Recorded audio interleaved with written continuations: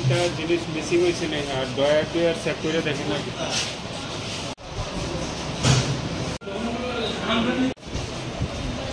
Copper pipe চুরি হয়েছে, ওটাও আমরা জিডিএটি করেছিলাম। এখন আজকে সকালবেলা এসে আমরা যখন দেখি তো প্রত্যেকটা গ্রিলের লকগুলি ভাঙা ছিল।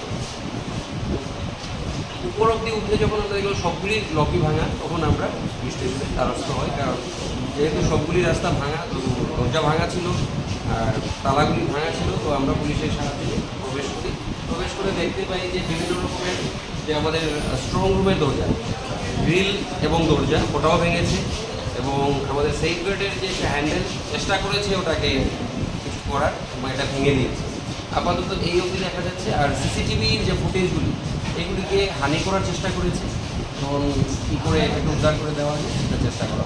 স্যার, লকার থেকে কি কিছু নেওয়া হয়েছে? এখন অবধি আমরা সেটা দেখিনি, কারণ লকারটা খুলতে পারেনি ওরা, টাকা সেফ আছে।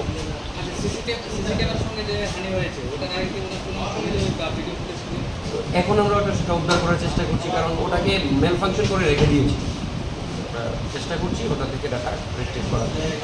পুলিশের ভূমিকা নিয়ে কি বলবেন? এ নিয়ে দুবার আমি যখনই গেলাম ওনারা এসছে, বাকি ইনভেস্টিগেশন কি হয় সেটা তো পুলিশের ব্যাপার। এটা তো দেখুন, এটা পুলিশ প্রশাসন বা যারাই আছেন এইসব নিয়ে ওনারাই দেখবেন। আজকে এটাতে বিশেষ কিছু বলবো না। এত বড় ডাকাতি, এত বড় সাহস হয়ে গেছে, কি হইবেন আপনার? কোন জায়গায় আপনারা নিষ্ক্রিয়তা? আমরা তো পদক্ষেপ নিতেছি, অনেক চুরি ধরা পড়তেছে, যারা ধরতেছি আমরা তারা কোর্টে পাঠাইতেছি।